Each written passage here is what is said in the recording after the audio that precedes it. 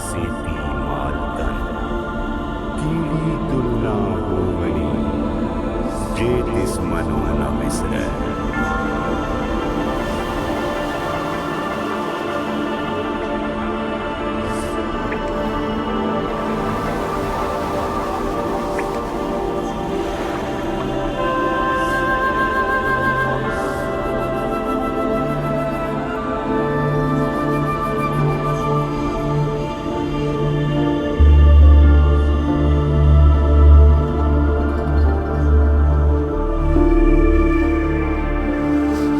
धरती तन होई तन होए अंबर, सब्बे दुख मुके सच्चे पातशाह जी। हथ बन दे मत्था टेक दे तुसी आन टुके सच्चे पातशाह जी। हेठां चानण दा दरिया वगे, उत्तों मेहर दा बरसे मेघ बाबा। जिन्ना थावां ते पाए पैर तुसी, उत्थे अज भी वरते देग बाबा। पार नानक सब थां इक ओंकार नानक। नानक पार नानक सब थां इक ओंकार नानक।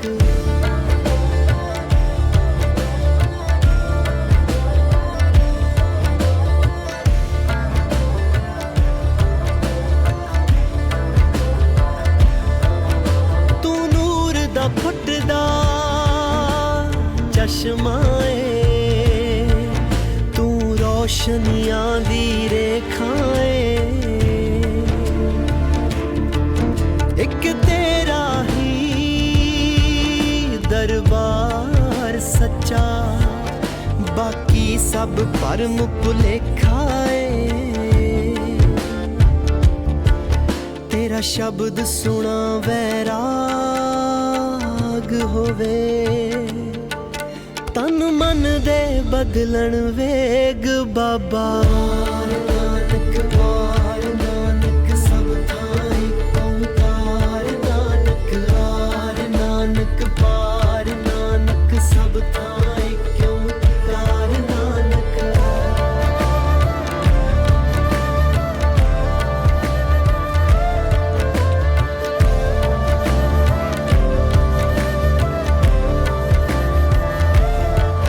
तेरे रूप जिहा कोई रूप नहीं, तेरी दीद जिहा प्रसाद नहीं। तेरे बंके लोयण दंत रसाला, सोहणे नक जिन लमड़े वाला। कंचन काया सोने की टाला, तेरे रूप जिहा कोई रूप नहीं, तेरी दीद जिहा प्रसाद नहीं। सरबत दा भला सिखाया तू, कोई घाट नहीं कोई वाद नहीं। वाइजी पापा जी कहने गुरु साहिब ਨੂੰ ਸਿਖਾ ਰੱਖ ਸਕਦੇ। तू केंद्र बिंदु ब्रह्मंड दा, तू सिरजी सारी खेड बाबा। जदों पाया 10वां जामा तू, हत्थां विच फड़ लई तेग बाबा। नानक पार नानक सब थां इक ओंकार नानक। नानक पार नानक सब थां इक ओंकार नानक। नानक पार नानक सब थां इक ओंकार नानक। नानक पार नानक सब थां इक ओंकार नानक। नानक पार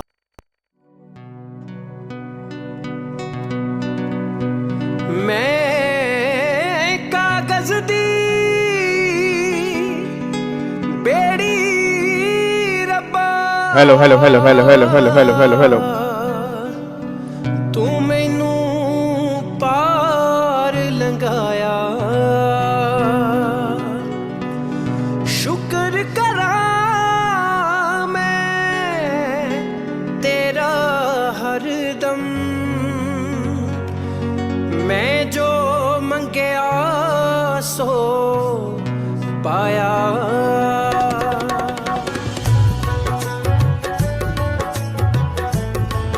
हाँ जी, गुड मॉर्निंग जी। हैप्पी गुरुपुरब। गुरुपुरब की बहुत बहुत बहुत सारी शुभकामनाएं। गुरु नानक देव जयंती की बहुत बहुत शुभकामनाएं आप सभी को।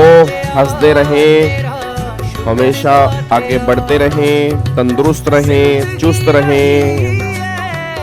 जिंदगी रही है गुजरदा तेरा, शुक्र दातया मेरा, शुक्र दातया, शुक्र दातया।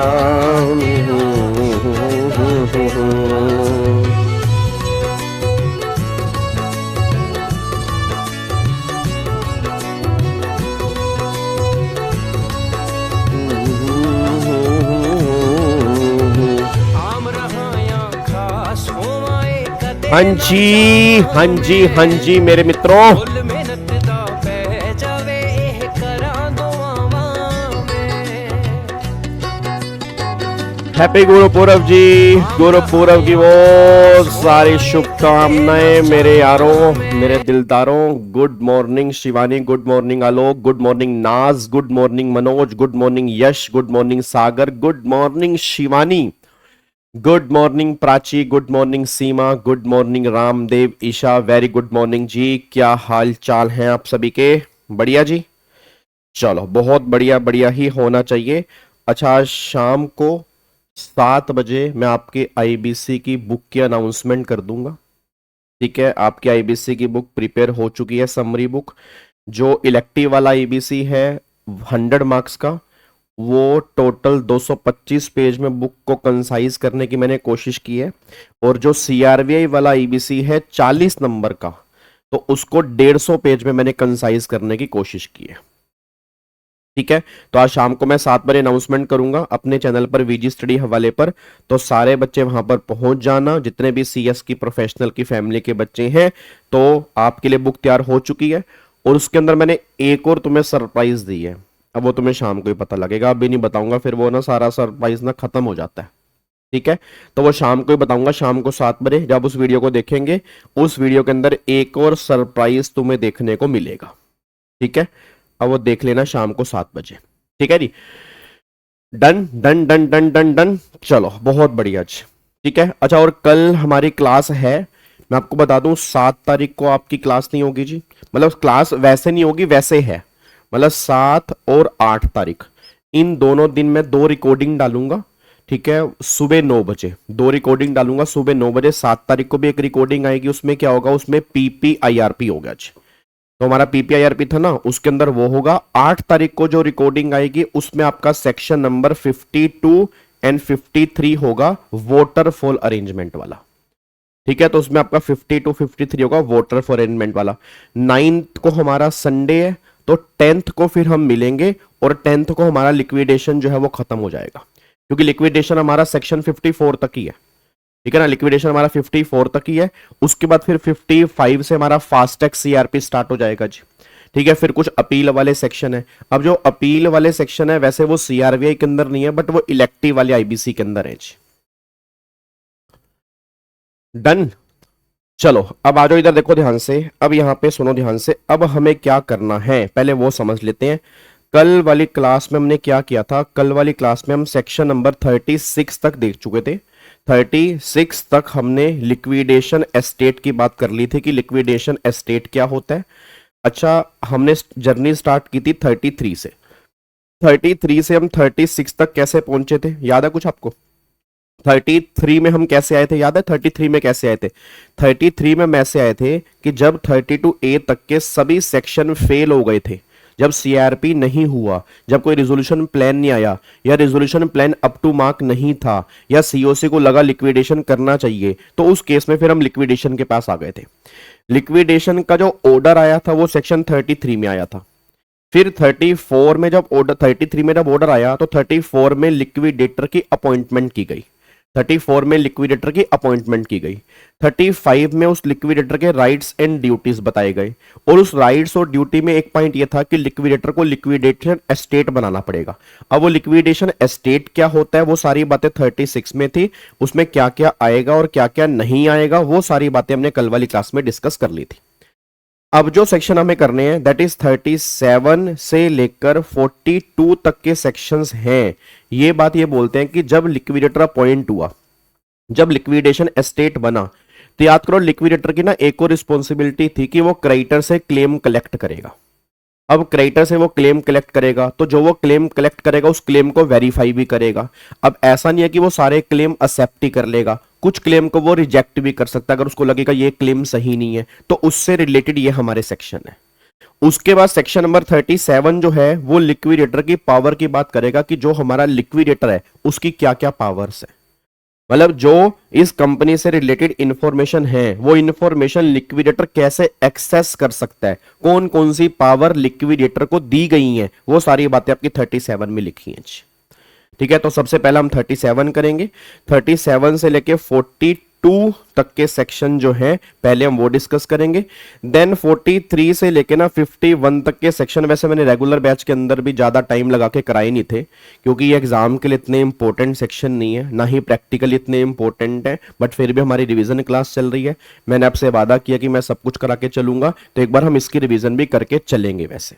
ठीक है, चलो अब एक बार यहां पे आना, इधर देखो ध्यान से। अब एक बार चेक करो सेक्शन नंबर 37 क्या है। वो कह रहा है power of liquidator to access information. It means अगर कॉर्पोरेट डेटर जिसकी इंसॉल्वेंसी रिजोल्व नहीं हो पा रही, जो कंपनी अब लिक्विडेशन में जा रही है, अगर उसकी इंफॉर्मेशन का एक्सेस लेना है तो उस एक्सेस को लेने के लिए लिक्विडेटर को क्या क्या पावर दी गई है वो सारी बातें 37 में है।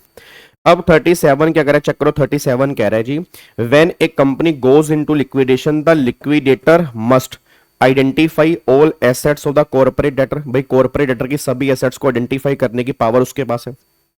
Confirm and verify all creditors claim, जितने भी क्रेडिटर्स के क्लेम आ रहे हैं उनको कंफर्म करना, वेरीफाई करना, ये किसका काम है, लिक्विडेटर का। डिटेक्ट एनी हिडन और अनडिस्क्लोज प्रॉपर्टी, क्या पता कुछ कंपनी ने प्रॉपर्टी डिस्क्लोज ना की हो। अच्छा क्यों ना की हो सकता है अगर मैं उसको लग रहा है कि मैं लिक्विडेशन में जाऊंगी तो मेरी सारी एसेट बिक जाएंगी, तो इस एसेट को मैं अपने लिए बचा के रखती हूँ। जैसे होता है ना, कोई स्विस बैंक के अंदर अकाउंट है। अब एक बात बताओ, हर बंदा क्या अपनी बात डिस्क्लोज करता है? भाई अगर तुम्हारे फादर इनकम टैक्स की रिटर्न भर रहे हैं, क्या तुम्हें लग रहा है कि वो सारी की सारी इनकम दिखाते होंगे? नहीं दिखाते होंगे। आधे केस ऐसे होंगे जब वो दुकान में कैश उनका आता होगा तो कैश वो कहीं ही दिखाते होंगे। तो कुछ बातें वो हिडन रख लेते हैं ना, कि कुछ कैश उन्होंने घर में हिडन रखा है। मुझे लगता है नॉर्मली हर घर में एक कोना है, उस कोने में सोना है, उस कोने में कैश है। तो मुद्दा ही निकल कह रहे कि कुछ चीजें ऐसी हैं जो हम कई बार डिस्क्लोज नहीं करते। तो हो सकता है कंपनी को भी लग रहा हो कि मैं लिक्विडेशन में जाऊंगी, सारी एसेट मेरी बिक जाएंगी, तो क्यों ना मैं उसको कुछ को डिस्क्लोज ना करूं। तो इसको ढूंढना किसकी रिस्पॉन्सिबिलिटी है, लिक्विडेटर की। Track record to prevent fraud, fraud को रोकने के लिए पूरे के पूरे रिकॉर्ड को ट्रैक करना। Ensure fair distribution to creditor, ये एंश्योर करना कि एज पर डिस्ट्रीब्यूशन जो है वो एज पर सेक्शन 53 हो रहा है, as per voter for arrangement हो रहा है। टू डू दिस, अब इन सब काम को करने के लिए effectively section 37 give the liquidator wide and overriding power to access information. मतलब इन सारे काम को करने के लिए, अब एक बात बताओ, मतलब उन्होंने काम तो मेरे को दे दिए कि तुम्हें सारी एसेट को आइडेंटिफाई करना है, तुम्हें क्रेडिटर के क्लेम को कलेक्ट करना है, उस क्लेम को वेरीफाई करना है, फिर तुम्हें कोई भी हिडन अनडिस्क्लोज प्रॉपर्टी है उसको डिटेक्ट करना है, फिर जो भी तुम्हारे रिकॉर्ड्स हैं उसको ट्रैक करना है ताकि आगे कोई फ्रॉड ना हो सके, फिर तुम्हें डिस्ट्रीब्यूशन जो है वो फेयर करना है। अब ये सारे काम मुझे करने, बट इन काम को करने की पावर भी तो होनी चाहिए। और याद करो इससे रिलेटेड कल हमने केस लो भी किया था, याद करो राइट्स एंड ड्यूटीज वाला हमारा सेक्शन नंबर 35 था आई थिंक। तो ये अगर पावर लिक्विडेटर के पास है, ये काम करने का अधिकार अगर लिक्विडेटर के पास है, ये काम अगर करने हैं लिक्विडेटर को, तो फिर यहां पे जजमेंट ने बोला था कि जैसे मर्जी करने पड़े, पुलिस की रिस्पॉन्सिबिलिटी है कि उसको प्रोटेक्शन देना और ये काम करवाना। अब क्या क्या पावर लिक्विडेटर को दी गई है ये काम करने के लिए, तो पहला देखो जी, यहां पर पहले why such power strong power is needed. अब इस पावर की नीड क्या है? When a company fail often promoter hide information about asset, वही बात आएगी जी। फिर some creditor exaggerate their claim, अपना क्लेम वो बढ़ाने की कोशिश करेंगे। Books of accounts are not updated, books of accounts updated नहीं होंगी। Loan and charges are scatters in different records. फिर tax and regulatory filing contain important detail, without full information liquidation can not be fair, so the law give the liquidator power to dig out the truth from the all possible sources. बस ये बात ध्यान दें। तो इसलिए हमने liquidator को power दी है कि आगे जाके कोई प्रॉब्लम ना आ जाए। अब पहली यहां पे पावर कौन कौन सी आ रही है? कह रहा है liquidator can access any information system of any authority और institution to identify assets and verify claim even if some other law try to block it. मतलब क्या कहना चाह रहा है कि लिक्विडेटर के पास पूरी पावर है, चाहे कोई दूसरा लॉ इसको रोक रहा हो, चाहे कोई दूसरा लो इसको रोक रहा हो, बट हम तुम्हें पूरी पावर दे रहे हैं कि तुम किसी भी इंफॉर्मेशन को एक्सेस कर सकते हो जो इंफॉर्मेशन तुम्हारे से रिलेटेड है, कोई फर्क नहीं पड़ता जी। अब वो कह रहा है this is a notwithstanding anything power meaning it override other law, no one can refuse information to the liquidator by saying bank secretary law, confidentiality clause, privacy rule etcetera, कुछ भी बोलते रहो कि ये आपका bank का law है या ये कॉन्फिडेंशियलिटी का लॉ है, ये प्राइवेसी का लॉ है, कोई मैटर नहीं करता। अगर लिक्विडेटर को पावर दे दी गई है तो सारे के सारे लॉ को वो ओवर रूल कर रहा है, इससे रिलेटेड इंफॉर्मेशन वो एक्सेस कर सकता, कोई दिक्कत नहीं है। अब प्रॉब्लम क्या है? इंफॉर्मेशन तो एक्सेस कर सकता है, बट इंफॉर्मेशन एक्सेस करेगा कहां से? यार एक बात मेरे को बताओ, आप में से बहुत सारे बच्चों ने नाम सुना सिबिल का, आप में से बहुत सारे बच्चों ने नाम सुना होगा सिबिल का। आर बैंक लोन ही सिबिल को देख के दे रहा है। अब आर बैंक लोन दे रहा है सिबिल को देख के, सिबिल ने पूरा रिकॉर्ड ट्रैक कर रखा है। अगर आप कभी पेटीएम पे जाओ, गूगल पे पे जाओ, हर जगह तुम्हारा सिबिल दिखाता है। उस सिबिल को ना क्लिक करके देखना, तुम्हारी पूरी डिटेल उसके पास है। तुम्हारे कितने लोन है, तुम्हारे कितने डेबिट कार्ड है, तुम्हारे कितने क्रेडिट कार्ड है, तुम्हारी होल्डिंग कितनी है, एक एक चीज उसके पास है। अब क्या सिबिल के थ्रू लिक्विडेटर क्या डेटा एक्सेस नहीं कर सकता? कर सकता है जी। और बहुत सारे जो बुक्स ऑफ अकाउंट्स है वो इनकम टैक्स और जीएसटी डिपार्टमेंट के पास हमारे सारे हैं, और पैन कार्ड सारा कुछ खुल जाता है। फिर इंफॉर्मेशन यूटिलिटी, पूरे के पूरे लोन किसने दिया, कितना दिया, क्या कितनी पेमेंट कर दी है, कितना लोन बचा है, पूरी डिटेल आईयू के पास है। तो मतलब मल्टीपल सोर्सेज है जहां से वो इंफॉर्मेशन जो है वो एक्सेस कर सकता है। भाई पावर तो दे दी, बट उसने बोला मैं इंफॉर्मेशन लूं कहां से? तो देखो इंफॉर्मेशन कहां से लूं?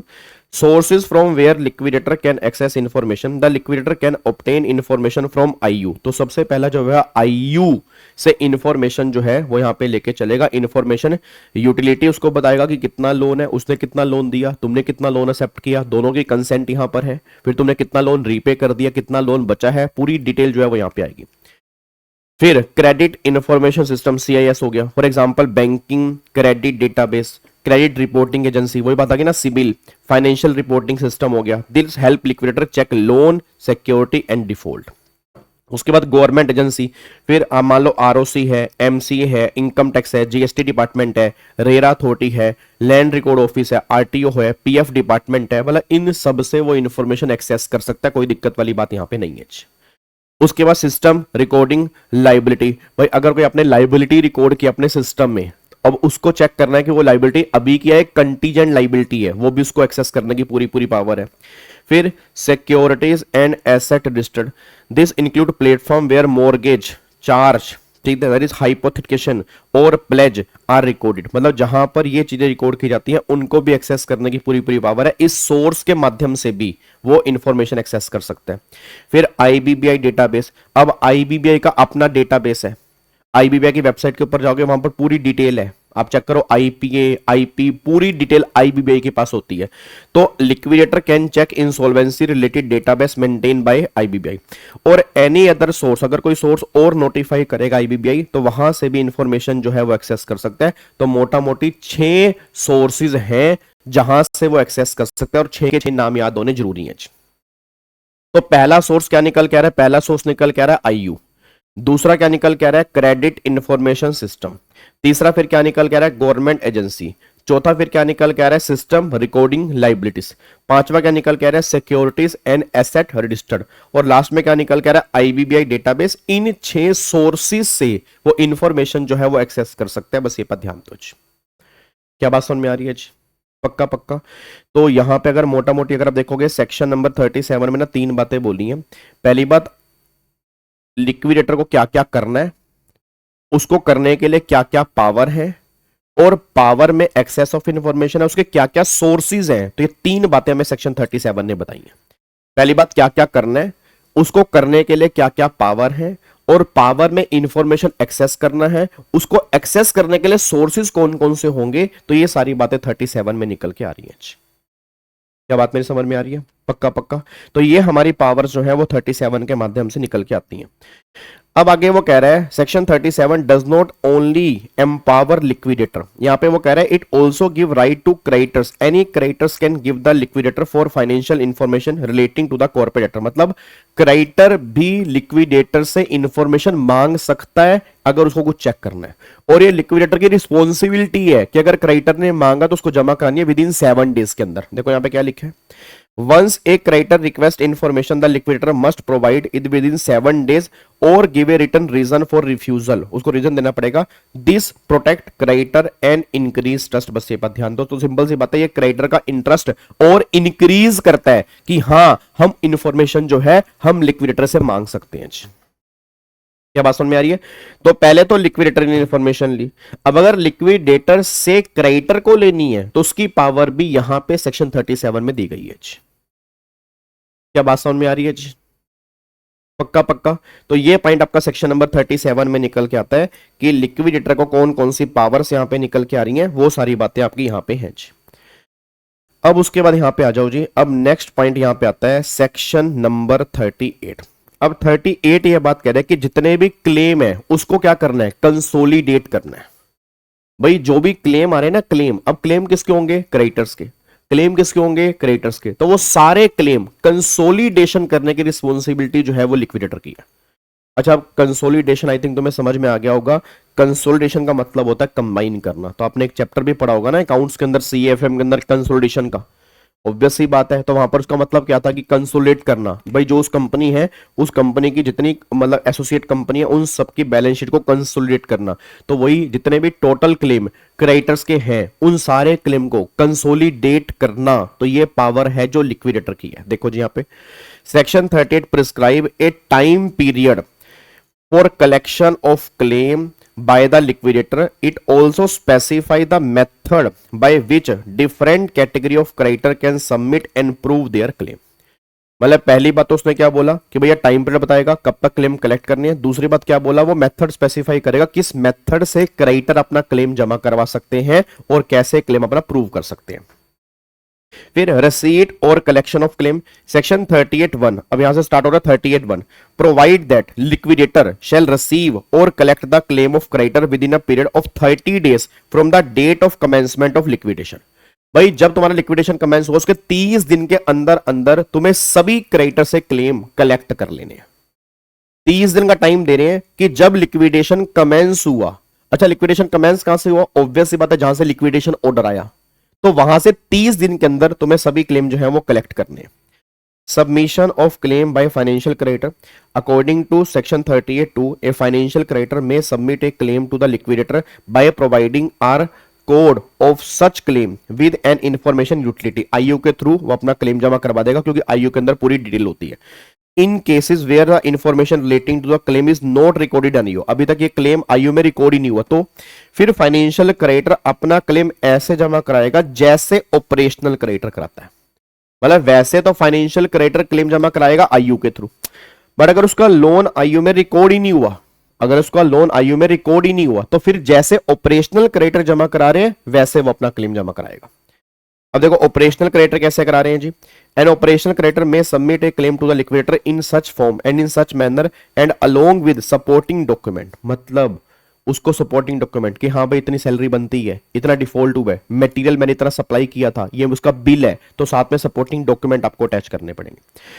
अब एक बच्चा कहता है सर अगर मान लो पार्शली फाइनेंशियल क्रेडिटर है, पार्शली ऑपरेशनल है, तो फिर गवर्नमेंट ने बोला जितने के लिए फाइनेंशियल है वो क्लेम जमा करवाएगा आईयू के बेस पर उतने हिस्से के लिए, जितने के लिए ऑपरेशनल क्रेडिटर है वो क्लेम कैसे जमा कराएगा, विद सपोर्टिंग डॉक्यूमेंट।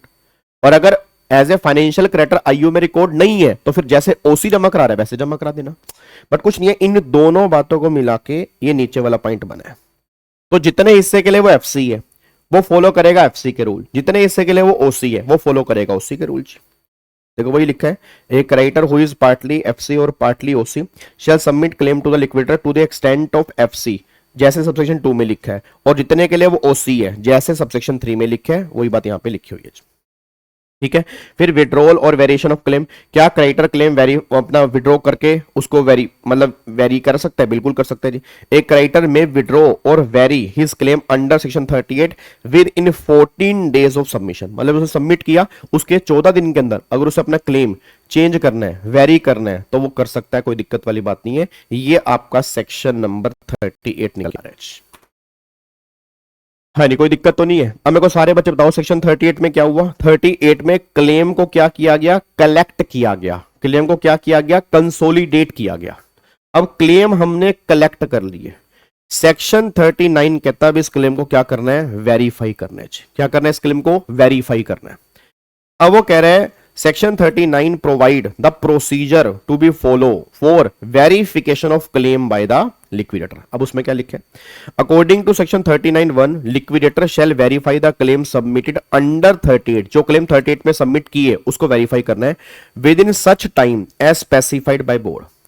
अब बोर्ड ने क्या स्पेसिफाई किया? रेगुलेशन 30 कहती है आईबीबीआई की, वो कहती है the verification must be done within 30 days from the last date of receipt of claim. मतलब जब क्लेम रिसीव हुआ उसके 30 दिन के अंदर ये क्लेम वेरीफाई करने पड़ेंगे। The liquidator may require any creditor और द कॉर्पोरेट डेटर और any other person to produce any other document और evidence which he think fit necessary for the purpose verification of whole और any part of claim. मतलब liquidator जिसने claim जमा कराया उससे कुछ एडिशनल इंफॉर्मेशन की डिमांड कर सकता है, उसको देनी पड़ेगी, तभी वो क्लेम वेरीफाई होगा। बस ये पर ध्यान दो। तो मतलब यहां पे लिक्विडेटर को एक बात यहां पे पावर दी गई है कि हां अगर सामने वाले बंदे का तुमने क्लेम देखा, तुम्हें लग रहा है और एडिशनल कुछ डॉक्यूमेंटेशन चाहिए, तो सामने वाले बंदे से आप डिमांड कर सकते हो जिसने भी ये तुम्हें क्लेम जमा कराया। बस ये पर ध्यान। तो 38 में हमने क्या किया? 38 में क्लेम को वेरीफाई कर दिया।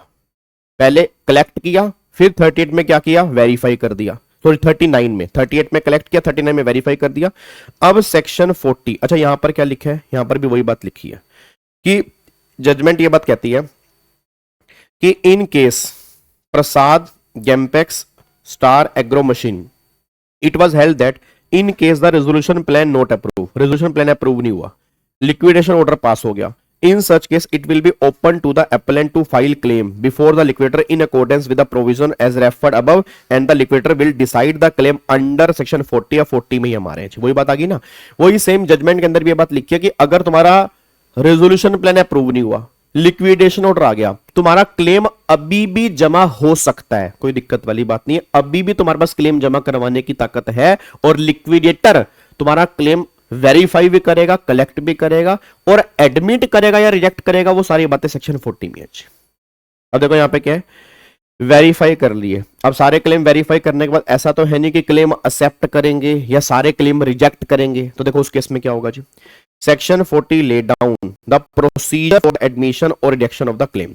एडमिशन क्या है? The liquidator may after verification of claim under 39 either admit और reject the claim in whole और in part as the case may be, but if the liquidator reject a claim, अगर वो claim reject कर रहा है, he shall record in writing reason for such rejection, मतलब अगर वो रिजेक्ट कर रहा है तो उसको रीजन देने पड़ेंगे कि आपने रिजेक्ट क्यों किया। फिर यहां पे लिखा है the liquidator shall communicate his decision of admission और rejection of the claim to the creditor and corporate debtor within 7 days of such admission rejection. Obvious सी बात है भाई, चाहे आपने एडमिट किया हो चाहे रिजेक्ट किया हो, आपको कम्युनिकेट तो करना पड़ेगा ना क्रेडिटर्स और कॉर्पोरेट डेटर के साथ कि कितना क्लेम एक्सेप्ट किया, कितना क्लेम रिजेक्ट किया, ये बातें उनको बतानी पड़ेगी कम्युनिकेशन के अंदर। बट अगर तुम एक्सेप्ट करोगे तो रीजन नहीं देना, अगर रिजेक्ट करोगे तो रिजेक्ट क्यों किया रीजन देना पड़ेगा, क्योंकि ऑब्वियस सी बात अगले वाला बंदा कह रहा है मैंने 5 करोड़ रुपए लेने हैं।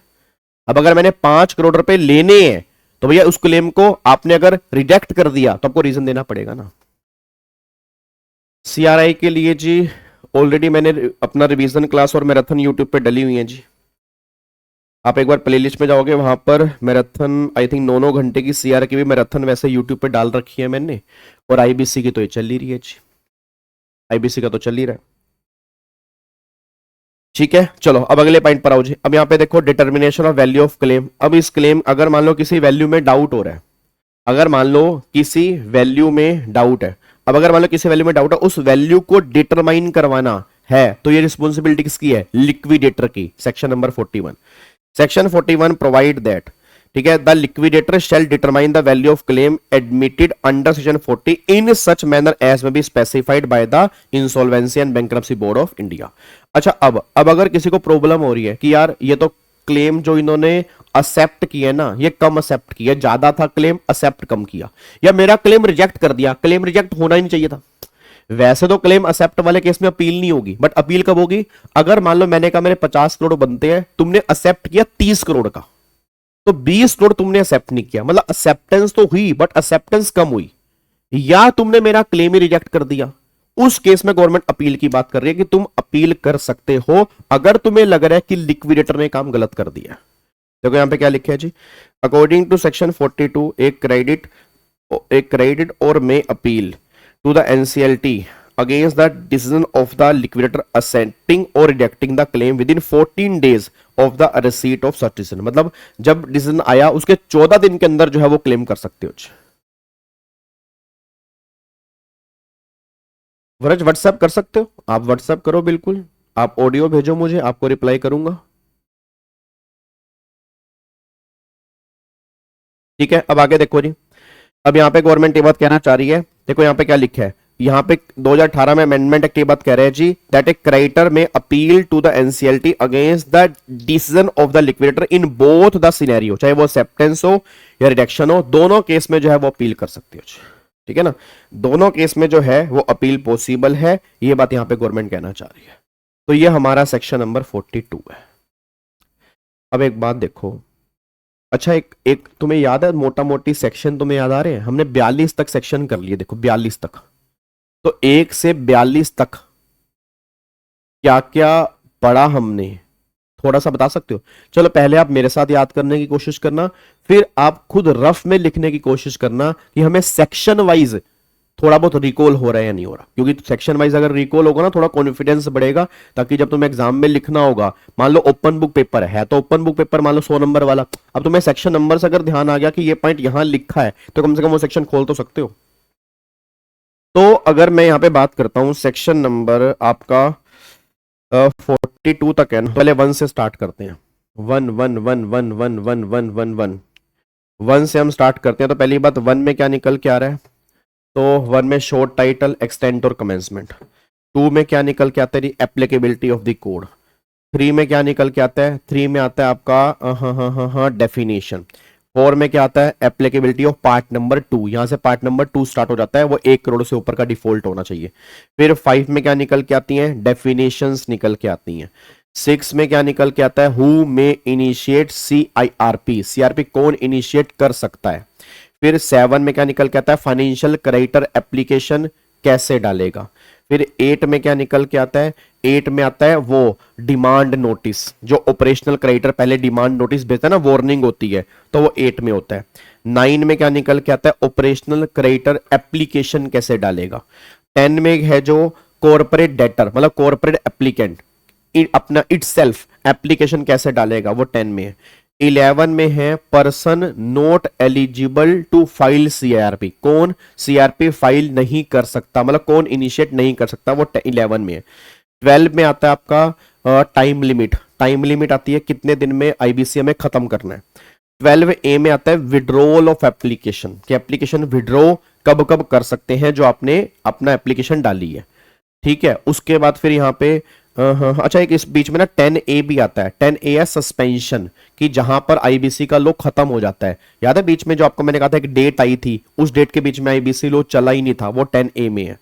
फिर 13 में आता है अपना वो मोरिटोरियम, पब्लिक अनाउंसमेंट और IRP की अपॉइंटमेंट करनी है, मतलब अगले सेक्शन की बात करता है। 14 में मोरिटोरियम लग जाता है। 15 में पब्लिक अनाउंसमेंट होती है। 16 में IRP की अपॉइंटमेंट हो जाती है। फिर 17 में जो बात होती है, 17 के अंदर जो है वो बात होती है जो IRP होता है उसकी क्या क्या पावर्स होती हैं, 17 उसकी बात करता है। 18 में जो बात होती है वो बात होती है ड्यूटीज ऑफ IRP की, IRP की क्या क्या ड्यूटीज होती हैं। 19 में बात होती है कि जो पर्सनल ऑपरेशन और असिस्टेंस चाहिए होती है 19 के अंदर। 20 के अंदर जो होता है 20 के अंदर वो बात होती है गोइंग कंसर्न वाली, आई थिंक, कि कंपनी को गोइंग कंसर्न में लेके जाना, आई थिंक 20 के अंदर वो बात होती है। 21 में सीओसी का कॉन्स्टिट्यूशन होता है। 22 में आरपी की अपॉइंटमेंट होती है। फिर 23 आई थिंक हमारा यहाँ पे 23 एक बार चेक करना, 23 मेरे को ध्यान नहीं आ रहा। 23 क्या निकल के आता है यार? 23, ये तो 23 हाँ 23 है resolution professional to conduct CIRP. यहाँ पे अब सीआरपी के पास, मतलब सीआरपी कंडक्ट करने की पावर जो है वो किसको मिल गई? रिजोल्यूशन प्रोफेशनल को। ठीक है, तो ये हमारा सेक्शन नंबर 23 यहाँ पे निकल के आता है। फिर 24 में आता है meeting of COC, meeting of COC. 25 में आती है ड्यूटीज ऑफ आरपी, 25 में आती है duties of RP, duties of RP. 26 मेरे ख्याल से हमारे किसी काम का था नहीं। 26 यहाँ पे वो एक दो लाइन का सेक्शन था 26 जो मेरे को ध्यान आ रहा है। 26 क्या था? 26 ये तो हो गया 26। क्या था 26? 26 याद नहीं आ रहा यार। 26 मेरे ख्याल से ना एक छोटी सी लाइन थी, एक दो लाइनों का था। 27 तो पता है, रिप्लेसमेंट तो हो गया। नहीं याद आ रहा। 26 एक बार मैं देखता हूँ जी। ठीक है, उसके बाद 27 में तो आरपी अगर रिप्लेसमेंट करनी है, हाँ अवॉइडेंस ऑफ ट्रांजैक्शन, हाँ वो प्रेफरेंशियल ट्रांजैक्शन वो वाला था 26 के अंदर, उसका रेफरेंस दिया हुआ था। ठीक है, वो मैंने कहा था आगे जाके हमारा आएगा। 27 में रिप्लेसमेंट ऑफ आरपी। 28 में किन किन चीजों के लिए सीओसी की अप्रूवल लेना जरूरी है, किन किन चीजों के लिए सीओसी की अप्रूवल लेना जरूरी है, 28 में था। 29 में था इंफॉर्मेशन मेमोरेंडम, 29 में क्या था? Information memorandum. फिर 30 के अंदर आपका रिजोल्यूशन प्लान जो हमने सबमिट किया था, सबमिशन ऑफ रिजोल्यूशन प्लान। 31 के अंदर था अप्रूवल ऑफ रिजोल्यूशन प्लान। 32 में हमने अपील कर दी थी। 32A में फिर वहां पर जो पास्ट लाइबिलिटीज हैं उनको वे ऑफ कर दिया था, माफ कर दिया था कंपनीज, और जो नई मैनेजमेंट है उनके लिए जो लोग उसमें थे इन्वॉल्व थे वो तो लाइबल रहेंगे। ये पूरा का पूरा सीआरपी था जो हमने रिवाइज किया। ठीक है, फिर 33 से आया लिक्विडेशन, लिक्विडेशन ऑर्डर 33 में आया। 34 में क्या हुआ? 34 में लिक्विडेटर की अपॉइंटमेंट हुई। 35 में क्या हुआ? लिक्विडेटर की अपॉइंटमेंट के बाद उसकी उसकी 35 में यहां पे डिसाइड की गई ड्यूटीज क्या क्या है, कि जो अपना लिक्विडेटर है उसकी क्या क्या ड्यूटीज यहां पे निकल के आ रहे 35 में था। 29A भी बीच में आया था। 29A था कि कौन कौन सा पर्सन रिजोल्यूशन एप्लीकेंट नहीं बन सकता, कौन कौन सा पर्सन रिजोल्यूशन एप्लीकेंट नहीं बन सकता। 25A था ऑथराइज रिप्रेजेंटेटिव वाला। शिवानी गलत कह रहे हो, 25A में ऑथराइज रिप्रेजेंटेटिव की वोटिंग थी। 29A में था रिजोल्यूशन एप्लीकेंट कौन कौन नहीं बन सकता। फिर 36 में लिक्विडेशन एस्टेट आ गया। 37 से तो आज हमने स्टार्ट किया। 37 में आ गया पावर ऑफ लिक्विडेटर। 38 में आ गया कलेक्शन और कंसोलिडेशन ऑफ क्लेम। फिर 39 में वेरीफाई करेंगे। सेक्शन 40 में एक्सेप्ट और रिजेक्ट करेंगे क्लेम को। 41 में वैल्यू निकालेंगे। 42 में यहां पर बात हो गई अपील, अगर कोई दिक्कत है तो आप अपील कर सकते हो। तो ये सारे सेक्शन है, ऐसे याद नहीं होंगे, एक दो बार देखो, थोड़ा सा देखना पड़ेगा। ठीक है, अब ऐसा करो, एक बार लिख के देखो, मतलब जितने भी तुम्हें याद आ रहे हैं, जितने मैं कह रहा हूं, अगर तुम्हें इसका 50% भी याद आ रहे हैं ना तो भी बहुत बड़ी बात है। तो एक बार 50% भी अगर तुम्हें याद आ रहे हैं तो एक बार ट्राई करो 2 मिनट से, फिर आगे देखते हैं।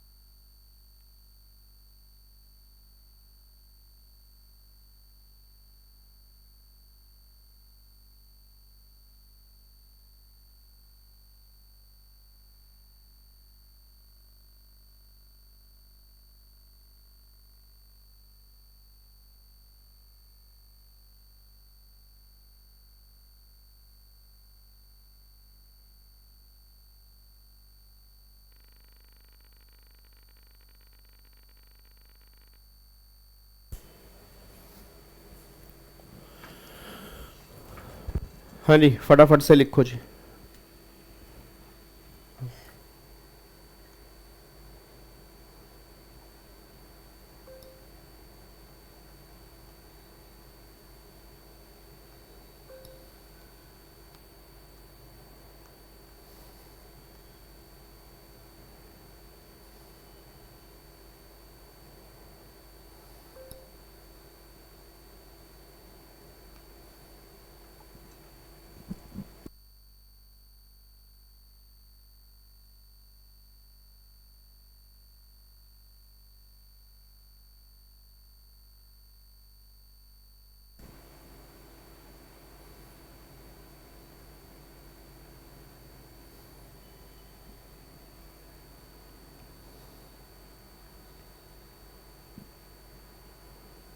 हो गया जी।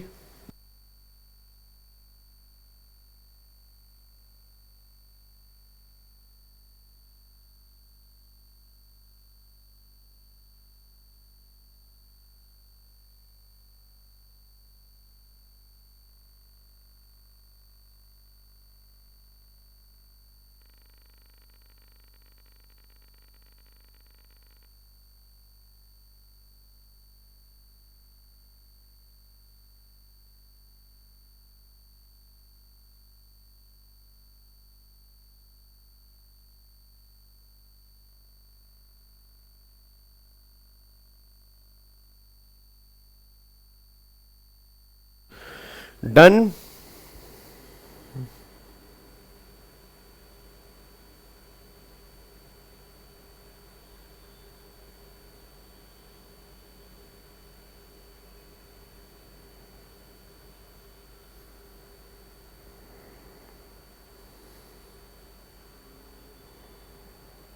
लॉक कर दूं जी।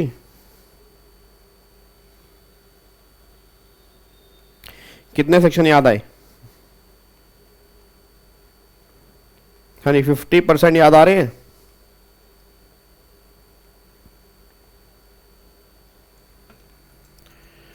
फिफ्टी परसेंट याद आ रहे हैं, नहीं आ रहे?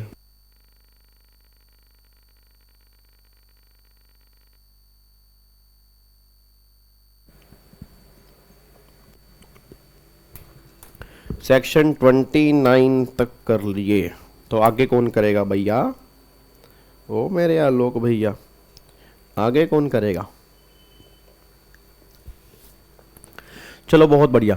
अब एक दो बार देखो, एक दो बार तुम इसको लिख के देखोगे ना, एक दो बार इसको लिख के देखोगे और तुम्हें अच्छे से याद हो जाएंगे।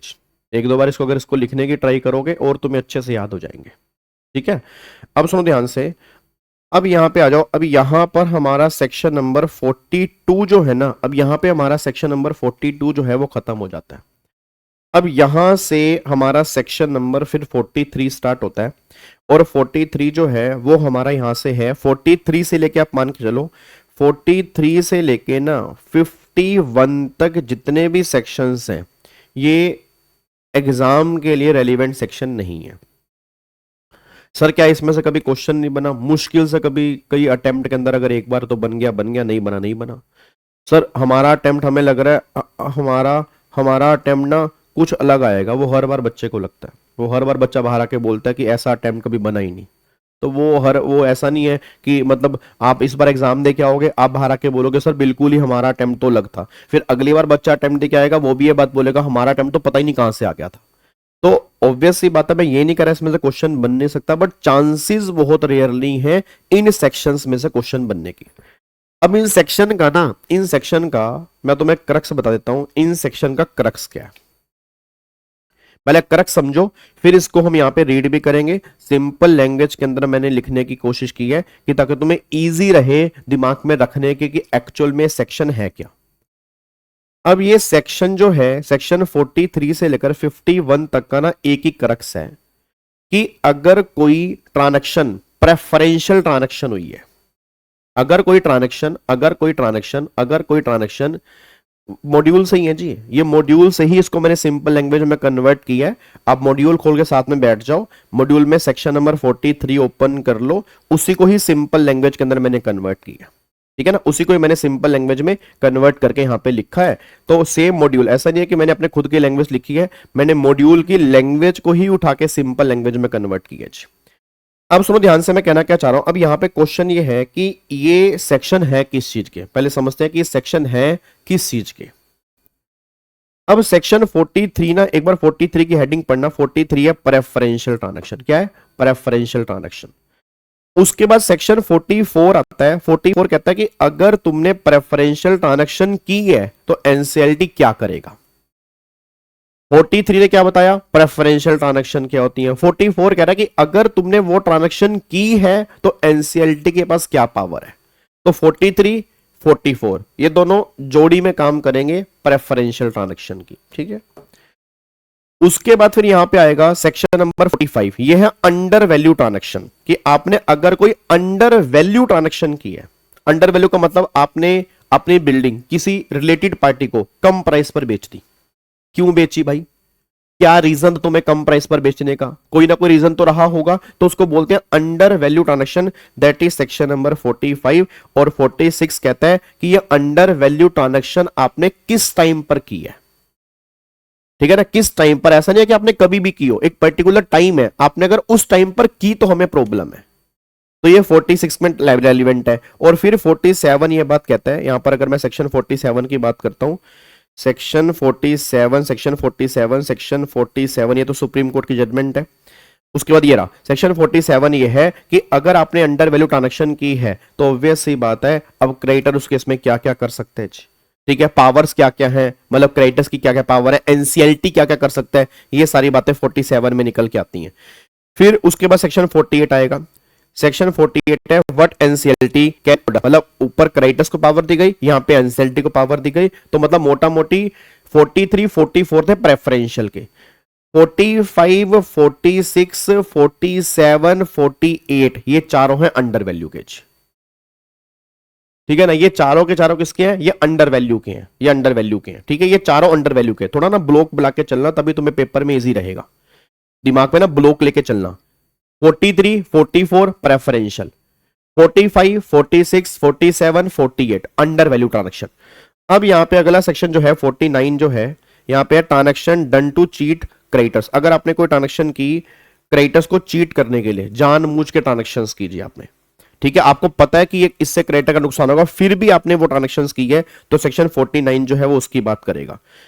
उसके बाद इसके साथ ही सेक्शन नंबर 50 और 51 आएगा। इसको बोलते हैं एक्सटर्नेट credit transactions.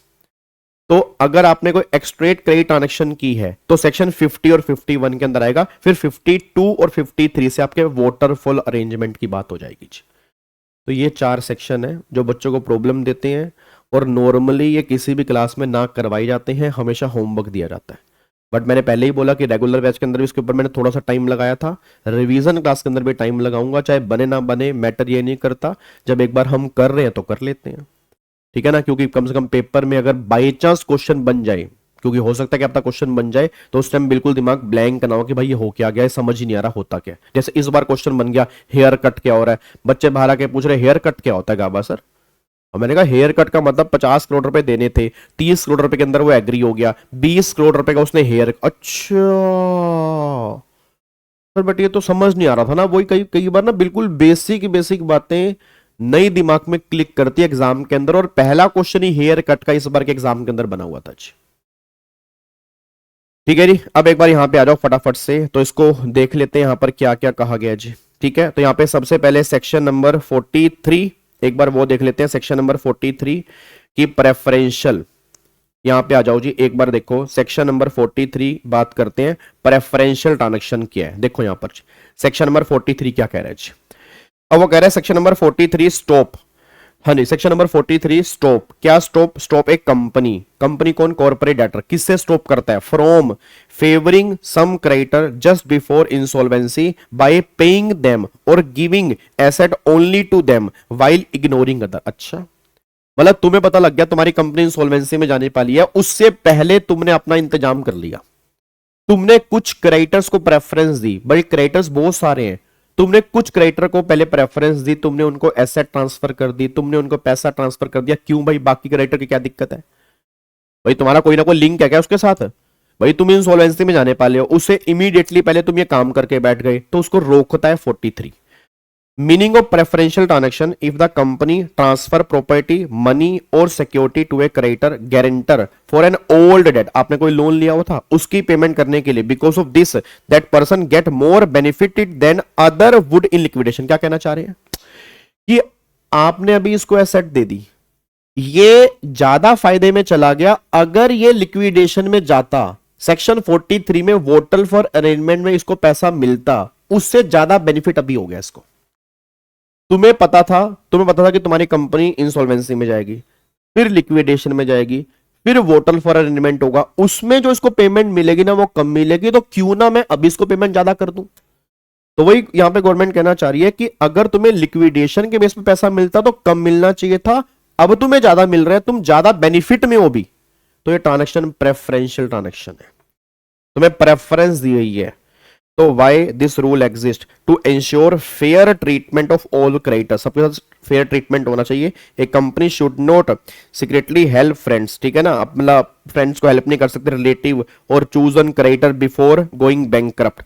Who can challenge it? The RP, अगर RP को पता लगता है, या liquidator can go to NCLT and say undo this transfer, it was unfair। समझ में आ गया ना, undo का मतलब समझ गए ना, तुमसे कोई लाइन कट गई, फिर उसमें आता है undo, तुमसे कोई मेल डिलीट हो गई, आता है undo, undo मतलब दोबारा से आ जाओ, मतलब सेम वही सिचुएशन कर दो जो पहले थी। और सेम यहाँ पे आरपी और लिक्विडेटर एनसीएलटी को बोलेंगे भाई साहब इस ट्रांजैक्शन को आप अंडू करो। अंडू का मतलब ये होता है कि ऐसे करो जैसे ट्रांजैक्शन हुई ही नहीं थी, उससे एसेट वापस लेके दो और फिर आगे इंसॉल्वेंसी में जाएगा लिक्विडेटर, फिर जैसे वो एसेट डिस्ट्रीब्यूट होगी वैसे होगा, उसको पैसे वैसे मिलेंगे जैसे लिक्विडेशन के अंदर मिलते।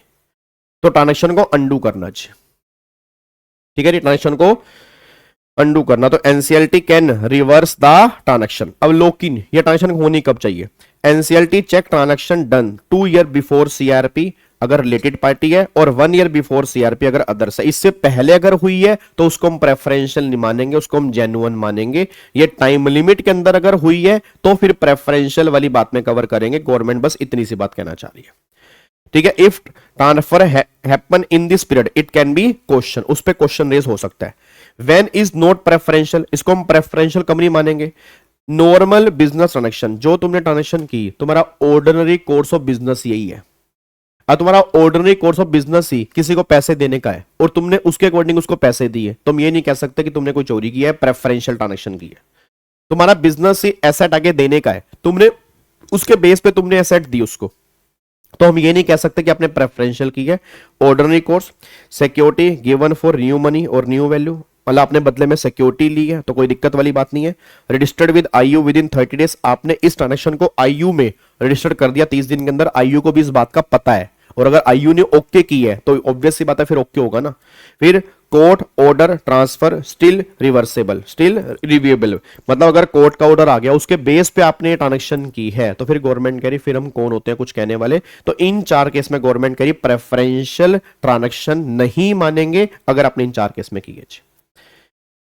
अब सिंपल एग्जांपल देखो यहां पे, company know it will go into insolvency next week, it quickly pay back to its director brother loan, this is preferential because it is unfairly, because family and hurts other creditors, NCLT can cancel the payment.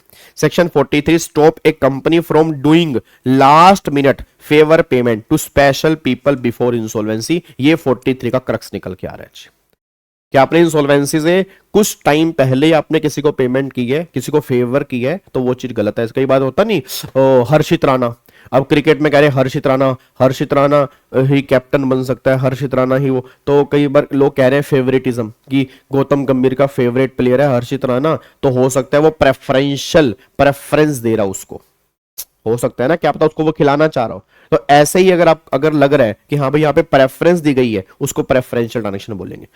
अब NCLT क्या क्या कर सकती है जी, देखो NCLT क्या कर सकती है इसके रिगार्डिंग, रिटर्न प्रॉपर्टी वापस, प्रॉपर्टी दी थी प्रॉपर्टी वापस, रिटर्न सेल प्रोसीड, सेल मतलब पैसे दिए थे पैसे वापस, कैंसिल सिक्योरिटी दी थी सिक्योरिटी वापस, रिटर्न ऑफ बेनिफिट जो हुआ उसको रिटर्न कर दिया जाएगा।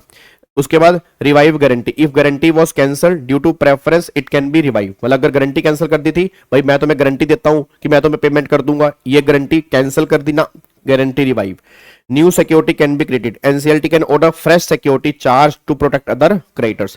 Allow such person to file claim. The preferred person can still file claim later for what they owe. तो मतलब ये आप मान के चलो एक तरह से अंडू की बात की जा रही है। सारी ट्रांजैक्शन जो आपने की है ना वो अंडू कर दी जाएंगी। आपने कुछ भी अगर ट्रांजैक्शन की है वो वापसी वैसे हो जाएगी जैसे पहले थी। मतलब वही सिचुएशन पे होनी चाहिए कि जैसे ये ट्रांजैक्शन हुई ही ना हो तब क्या होता, सेम वैसा होना चाहिए। NCLT cannot undo the transaction if the person got property in good faith and paid fair value for obvious सी बात, अगर प्रॉपर वैल्यू मिल गई है तो फिर कोई दिक्कत वाली बात नहीं है। इट मींस अगर एक्चुअल सेल है, गवर्नमेंट कह रही है अगर एक्चुअल सेल है ना, तो एक्चुअल सेल वाले केस में गवर्नमेंट कह रही है, हम ये बात ध्यान रखना, एक्चुअल सेल वाले केस में कुछ नहीं बोलेंगे।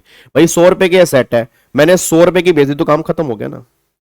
100 रुपए की सेट है, 100 रुपए की सेट है, मैंने 100 रुपए की बेच दी तो काम खत्म हो गया जी। ठीक है, उसके बाद ऑनेस्ट बायर आर प्रोटेक्टेड जी। रिलेटेड पार्टी और someone who know insolvency are happening presume not in good faith. ठीक है ना। पब्लिक अनाउंसमेंट और one CRP public announcement is made, everyone is assumed to know, so I don't know, excuse won't work. मतलब मेरे को पता ही नहीं था ये काम नहीं करेगा, कहीं तुम कहो जी मेरे को तो पता ही नहीं था, ये हरकतें बाद में मत करना जी।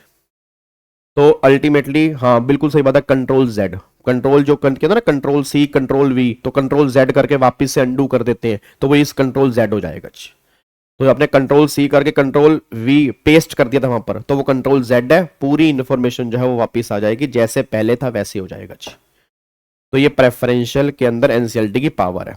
अब अंडर वैल्यू ट्रांजैक्शन में क्या हो रहा है जी, some time before going bankrupt, आप बैंकक्रप्ट होने से पहले एक कंपनी में transfer its asset very cheaply और even give them as gift to friend, group company or relative to avoid paying creditors. This is unfair because it reduce the company asset and harm credit. Obviously बात है, आपने 100 रुपए की asset 20 रुपए की बेच दी तो उसमें कंपनी की वैल्यू नहीं कम हो गई। हम कह रहे हैं increase in the value of asset और तुम कह रहे हो decrease in the value of asset. तुम अंडर वैल्यू ट्रांजैक्शन कर रहे हो बैंकक्रप्ट में जाने से पहले जी।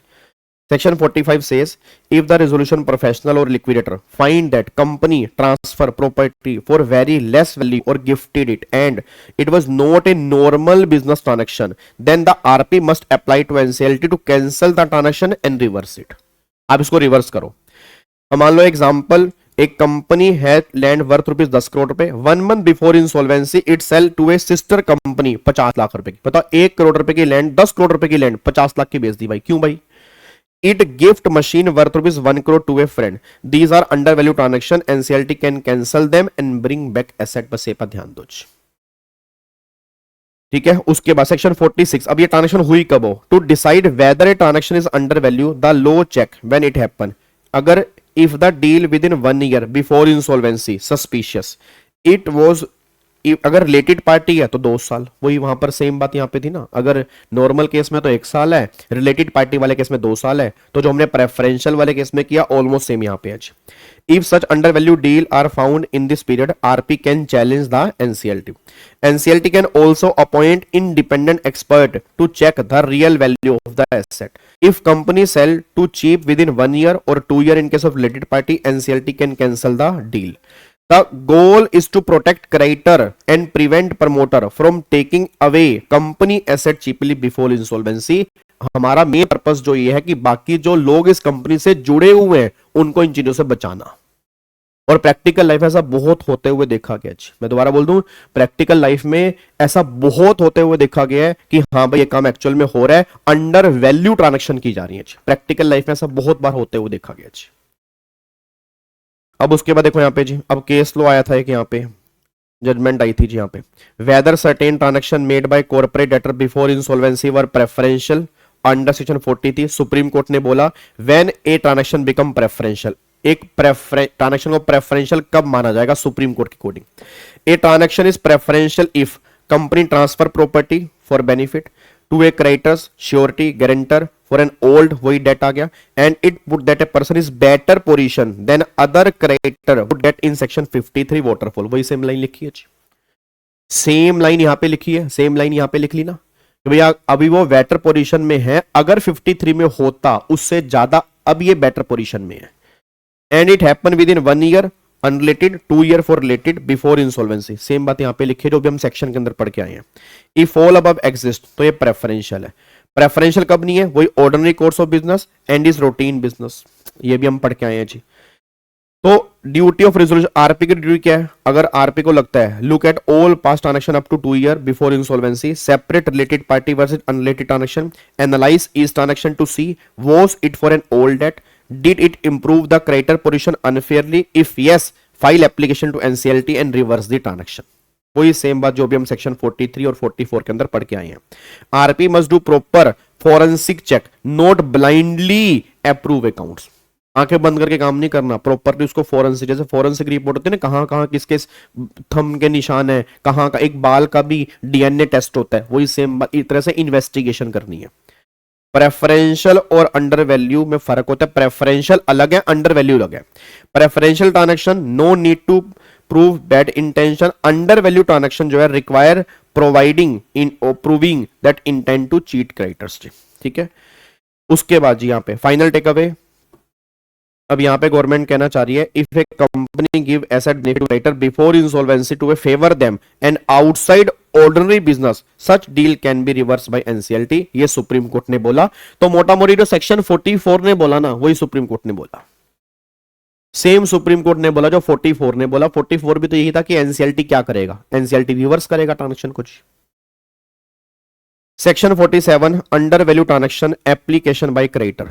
अब simple meaning, if the company has done under value transaction, sold asset too cheap, gifted asset and the RP और liquidator fail to report it. अब आरपी और लिक्विडेटर को पता लगा, क्रेडिटर कह रहे हैं ये बात गलत है, क्रेडिटर को पता लग गया, then any creditor, share holder, partner can complain to NCLT. When can they apply? Transaction is under value, asset given away cheap और गिफ्टेड, आरपी लिक्विडेटर न्यू और had chance to know but did not report it to NCLT. उनके पास chance था but फिर भी उन्होंने report नहीं किया एनसीएलटी को, तब ये उसके पास जाएगा। अगर आरपी और लिक्विडेटर ऑलरेडी एनसीएलटी के पास चले गए हैं, तब क्रेडिटर को जाने की पावर नहीं है। अच्छा, ये बात हमने प्रेफरेंशियल के अंदर नहीं पढ़ी, चेक करो, ये बात हमने प्रेफरेंशियल में नहीं पढ़ी। प्रेफरेंशियल में आरपी और लिक्विडेटर को ही पावर दी गई है। मैं दोबारा बोलूंगा, प्रेफरेंशियल के अंदर पावर आरपी और लिक्विडेटर को ही है। अंडर वैल्यू के अंदर क्रेडिटर को भी पावर दी गई है कि तुम जा सकते हो एनसीएलटी के पास अगर तुम्हें लग रहा है कि वो लोग नहीं जा रहे। तो एनसीएलटी क्या करेगा? If NCLT find the complain valid तो it will reverse the transaction और पुनिश द आरपी और लिक्विडेटर। फिर उनको पुनिश करेगा, भाई तुम क्यों नहीं आए, क्या तुम्हारी कोई मिली भगत तो नहीं है, तो उनको पुनिश कर सकते हैं। और पर्पस क्या है? To ensure fraudulent under value deal are catch even if RP fail to act.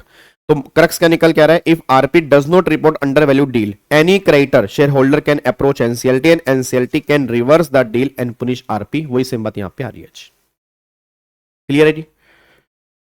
उसके बाद यहां पे देखो जी, अब सेक्शन नंबर 48। अब एनसीएलटी क्या क्या करेगा? वो करेगा जी, यहां पर भी अंडू का बटन दबाएगा, यहां पर भी अंडू का बटन दबाएगा। देखो, when a company sell give away asset too cheap unfairly and it declare under value the NCLT can pass this order। क्या? return the property। चलो ओए हेलो ओए प्रॉपर्टी वापस कर, ठीक है। कैंसल और रिमूव सिक्योरिटी, वही अपना सिक्योरिटी रिमूव कर देगा, ट्रांजैक्शन जीरो हो गई।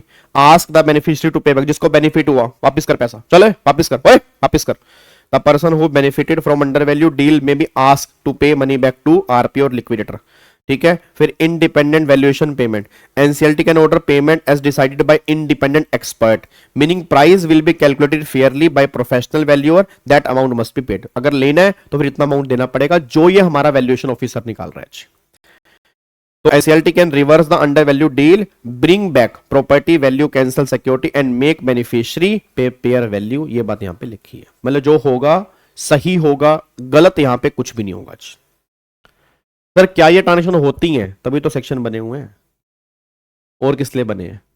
तो 1 ईयर नॉट रिलेटेड के लिए, 2 ईयर रिलेटेड के लिए। क्लियर है? उसके बाद यहां पे देखो जी, फिर यहां पे आओ सेक्शन नंबर 49। अब that section deal with the cases where the company deliberately transfer asset to hide from the creditor और हार्म क्रेडिटर इंटरेस्ट। आप उनको छुपाने के लिए कि ये क्रेडिटर को पता ही ना लगे, When does this apply? If company intentionally enter into transaction to hide asset, so creditor cannot recover money or harm creditor right over those asset. Before insolvency, the company give a property worth 10 crore to a friend to avoid bank recovery. तो यहां पे NCLT क्या करेगा? Restore everything back as if the transaction never happened, protect the right of creditor who were harm. NCLT will not disturb a transaction if buyer, मतलब वो कुछ नहीं बोलेगा अगर buyer, if buyer acted in good faith, paid full value, फिर तो कोई दिक्कत ही नहीं है. Had no idea the company was stating the creditor. अब ऑब्वियस सी बात है, अब मान लो मैंने तुम्हें एसेट बेची, तुम्हें पता ही नहीं मैं क्या करने के लिए एसेट बेच रहा हूं. तुमने कई बार मूवीज के अंदर नहीं देखा कि जो कोई गोल्ड चोरी वोरी करके जाता है और आगे जाके बेच देता है, सामने वाले बंदे को नहीं पता होता कि ये गोल्ड चोरी क्या है, वो कह रहा है भाई साहब मेरी क्या गलती है, मुझे तो पता ही नहीं था. तो उस केस में फिर छोड़ दिया जाएगा. या अगर ये ट्रांजेक्शन गुड फेथ में हुई है तो भी छोड़ दिया जाएगा. या अगर आपने एसेट की पूरी फेयर वैल्यू पे की है तो हमें कोई दिक्कत ही नहीं है जी. तो मतलब ऑनेस्ट बायर जो है वो सेफ है, उनको कोई यहां पे दिक्कत नहीं आएगी, बस ये पर ध्यान दो. ये हमारा 49 है. तो 49 के अंदर भी मोटा मोटी क्या आ रहा है? Reverse the transaction. अब सेक्शन नंबर 51 एंड 50 एंड 51 है, दैट इज एक्सटर्नेट क्रेडिट ट्रांजेक्शन. इसका मतलब क्या होता है? अब वो कह रहे हैं when a company is in financial trouble, someone may give it loan but on very unfair, harsh and excessive terms like extremely high interest, heavy penalty or unreasonable security. If such a loan was taken within 2 years before the CIRP started, it can be treated as externate credit transaction under IBC. Taking advantage of company weak condition by giving money on unfair term. तो यहां पे RP और liquidator can apply to NCLT to cancel such transaction. भाई किसी ने आपको loan दे दिया जी, हाँ नहीं, किसी ने आपको लोन दे दिया. अब अगर किसी ने आपको लोन दे दिया अनफेयर, मतलब रेट चल रहा है 12%, 20% पे दे दिया. अब क्या पता कंपनी की भी मिली भगत हो सकती है. कंपनी कह रही लोन दे दियो 20% पे, मैं तुम्हें 20% चुका दूंगी, पैसा कंपनी से बाहर निकलेगा. अब आरपी को लग रहा है 20% पे लोन ले लिया यार, बताओ यार, मार्केट में 12% पे लोन मिल रहा है, 20% पे लोन लेने का मतलब क्या है? तो मतलब उसको लग रहा है कि हाँ भाई ये ट्रांजैक्शन जो एक्सटर्नेट करने की है, तो फिर इसको रिवर्स करना पड़ेगा, ये लोन वापसी मतलब देना पड़ेगा उसको, और हम ये मानेंगे ट्रांजैक्शन हुई ही नहीं थी. तो when it will be treated extortionate, कब माना जाएगा? Two condition, company took a loan credit before insolvency started within 2 years and the term were extremely unfair, very high interest, excessive charges or unfair conditions. So if someone behave like a loan shark, IBC will undo the deal. IBC इस deal को undo कर देगा. Exception कब नहीं मानेंगे जी?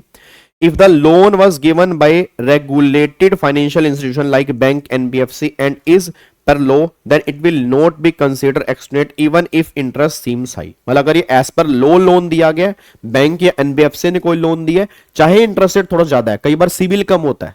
अब CIBIL कम है तो बैंक ने बोला इसलिए इंटरेस्ट ज्यादा है. तो अगर ऐसा है, सब कुछ एज पर लो चल रहा है, फिर कोई दिक्कत नहीं है. Legal bank loan can not be challenge under this section. अब एनसीएलटी क्या करेगा? If NCLT find the loan was unfair, it can cancel and reverse the transaction. Cancel कर देगा. रिड्यूस और cancel the debt, change the term loan, वो term loan को change कर सकता है. Order the lender to return money received, cancel any security like property, अगर mortgage पे है उसको वो कैंसिल करेगा. Basically NCLT will undo the unfair benefit taken by the lender, तो उसको अंडू कर देगा, मतलब नल एंड वॉइड कर देगा इस ट्रांजैक्शन को. बस ये पर ध्यान दो. अब यहां पे देखो जी, ABC limited is going bankrupt, a private lender give a loan 1 crore, 60% interest per year, भाई साहब, and penalty 5 lakh per month for delay and take the company factory as security. तो this is clearly unfair. RP can complain to NCLT. फिर NCLT क्या करेगा?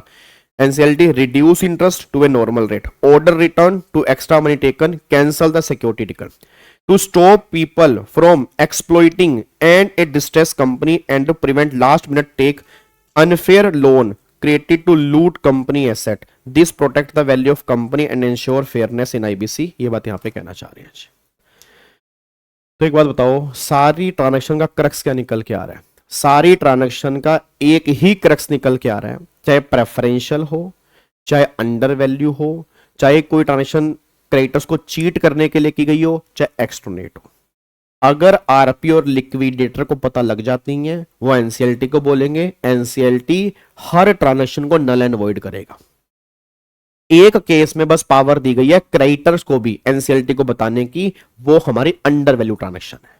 बाकी चाहे preferential हो, चाहे चीट करने वाली है, चाहे एक्सट्रोनेट है, इन तीनों केस के अंदर आरपी और लिक्विडेटर को पावर है।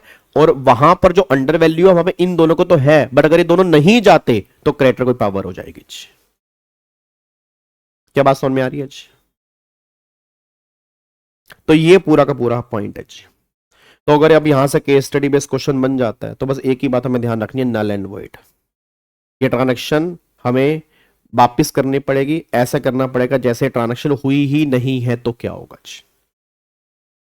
क्या बात समझ में आ रही है? सर बैंक तो वैसे भी, अरे मेरे बच्चे बैंक एक्सक्लूडेड कब है? बैंक के अगेंस्ट सीआरपी नहीं हो सकती। बैंक तो आगे लोन दे ही सकते हैं ना, बैंक को लोन देने में थोड़ा प्रॉब्लम है, बैंक के अगेंस्ट सीआरपी नहीं कर सकते, उसके लिए आरबीआई होता है। डन। तो ये पॉइंट आपको यहां पे निकल के आ रहा है। ठीक है, तो अब जाके ना हमारे सेक्शन 51 तक हमने रिवाइज कर लिए। अब 52 और 53 ये तो वोटल फॉर अरेंजमेंट का है, ये तो मैंने बोल दिया कि आपको यूट्यूब पे क्लास में अपलोड कर दूंगा। और आपका जो है, अरे 52 53 इसके साथ में 54 भी आपका आ जाएगा, 54 भी आपका आ जाएगा। और फिर एक आपका हो गया पीपीआईआरपी। तो इन दोनों क्लास के बाद आपका लिक्विडेशन खत्म हो जाएगा, इन दोनों क्लास के बाद आपका लिक्विडेशन प्रोसेस खत्म हो जाएगा। ठीक है, फिर आपका 56 से स्टार्ट होगा फास्ट टैक्स सीआरपी। क्लियर है? तो अब 2 क्लास रिकॉर्डेड मैं यूट्यूब पे डालूंगा, एक तो डालूंगा 5 तारीख है ना, एक तो डालूंगा 7 तारीख को, और एक डालूंगा मैं 8 तारीख को। 7 और 8 को क्लास डालूंगा यूट्यूब के ऊपर जहां से आपने देखनी है। और शाम को एक बार वीडियो देख लेना जी, उसके अंदर मैंने अनाउंसमेंट की है प्रोफेशनल वाले बच्चों को लेके, और ये नोट्स आपके मैंने ग्रुप में डाल दिए हैं। और ये नोट्स जो बच्चा वो गूगल लिंक बना के बैठा हुआ है, मतलब वो ड्राइव वाला, उसमें अपलोड कर देना सारे नोट्स, ताकि हर बच्चे के पास पहुंच जाए। और वो लिंक जो है इस ग्रुप के डिस्क्रिप्शन में है। सीआर का रिवीजन नहीं होगा जी, सीआर का अगर कोई एक आधा टॉपिक होगा इंपॉर्टेंट वो मैं आपको बता दूंगा, बाकी सीआर की ऑलरेडी क्लास जो है वो यूट्यूब पे डली हुई है जी। ठीक है, चलो ओके जी, bye bye, tata, thank you so much, जय हिंद, God bless you, love you all, bye bye, take care ji.